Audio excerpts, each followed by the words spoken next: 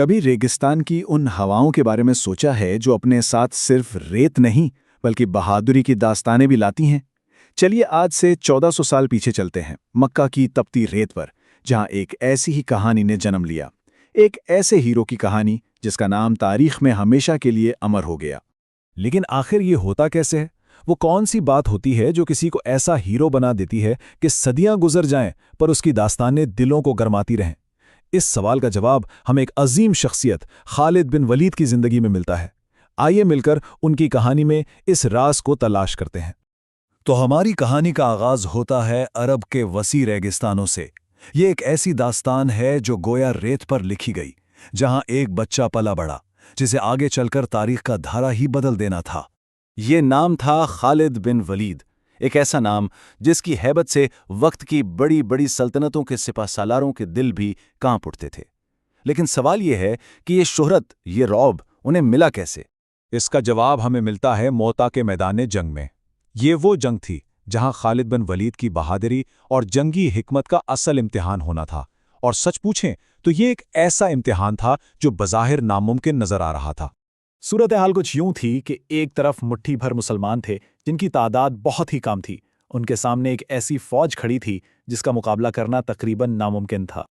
جی ہاں، دوسری طرف دشمن کی فوج ہزاروں میں تھی جو ہر طرح کے جنگی ساز و سامان سے لیس تھی۔ اس لمحے میں جب ایک کے بعد ایک مسلمان سپہ سالار شہید ہو رہے تھے، تب خالد بن ولید نے آگے بڑھ کر علم تھاما۔ جب سپاہیوں کی ہمت جواب دینے لگی تو یہ تھے ان کے الفاظ۔ دیکھیے، یہ صرف الفاظ نہیں تھے بلکہ ایک لیڈر کا اپنے سپاہیوں کے دلوں میں یقین اور حوصلہ جگانے کا عزم تھا۔ انہوں نے فیصلہ کیا کہ جنگ کا پانسا جسمانی طاقت سے نہیں بلکہ ایمان کی طاقت سے پلٹا جائے گا، اور پھر وہ اس دن ایسی بے جگری سے لڑے کہ تاریخ نے اس لمحے کو ہمیشہ کے لیے محفوظ کر لیا۔ ان کی ہمت کا عالم یہ تھا کہ ایک دو نہیں بلکہ 9 تلواریں لڑتے لڑتے ان کے ہاتھ میں ٹوٹ گئیں، لیکن ان کے قدم ذرا بھی نہیں ڈگمگائے۔ اس بے مثال بہادری اور حکمت عملی کا صلہ بھی بے مثال تھا۔ جنگ کے بعد انہیں ایک ایسا لقب ملا جو رہتی دنیا تک ان کی پہچان بن گیا۔ جب مدینہ میں اس جنگ کی خبر پہنچی تو پیغمبر اسلام صلی اللہ علیہ وسلم نے فرمایا، خالد اللہ کی تلواروں میں سے ایک تلوار ہے۔ بس اسی دن سے دنیا انہیں سیف اللہ یعنی اللہ کی تلوار کے نام سے جاننے لگی۔ لیکن خالد بن ولید کی عظمت صرف ان کی تلوار کی دھار میں نہیں تھی، ان کی اصل طاقت تو ان کی حکمت اور ان کے مقصد میں چھپی تھی۔ آئیے دیکھتے ہیں کہ اس عظیم جنگجو کا فلسفہ آخر تھا کیا۔ ان کے اپنے الفاظ ان کی پوری سوچ کی عکاسی کرتے ہیں۔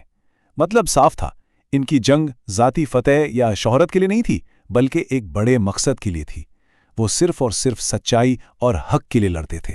تو سب سے اہم نقطہ یہ ہے کہ ان کی طاقت کا سرچشمہ ان کا مقصد تھا۔ اب ذرا ان کی زندگی کے اس حیرت انگیز پہلو کو دیکھیں۔ ایک شخص جس نے سینکڑوں جنگیں لڑیں اور جس کے جسم پر زخموں کے ان گنت نشان تھے، وہ ہمیشہ میدان جنگ میں شہادت کی دعا کرتا تھا، لیکن قدرت نے ان کے لیے کچھ اور ہی لکھا تھا۔ یہ ان کے آخری الفاظ تھے۔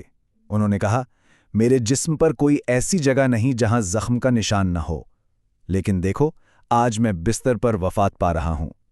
یہ جملہ اس گہرے یقین کو ظاہر کرتا ہے کہ زندگی اور موت کا فیصلہ انسان نہیں، صرف اور صرف اللہ کرتا ہے۔ تو خالد بن ولید کی اس پوری داستان سے ہمیں کیا سبق ملتا ہے؟ سچی بہادری آخر ہے کیا چیز؟ ان کی زندگی ہمیں سکھاتی ہے کہ بہادری صرف میدان جنگ میں تلوار چلانے کا نام نہیں ہے۔ اصل بہادری تو حق پر قائم رہنا ہے، مشکل ترین حالات میں بھی اپنے اصولوں پر ڈٹے رہنا ہے، اور اس یقین کے ساتھ ہر چیلنج کا سامنا کرنا ہے کہ مدد اللہ کی طرف سے آتی ہے۔ تو آخر میں ایک سوال سوچنے کے لیے کہ تاریخ میں اور ہماری اپنی زندگیوں میں بہادری کی وہ کون سی کہانیاں ہیں جو ہمیں ہمت اور حوصلہ دیتی ہیں، اور ان کہانیوں سے ہم اپنے لیے کیا سیکھ سکتے ہیں؟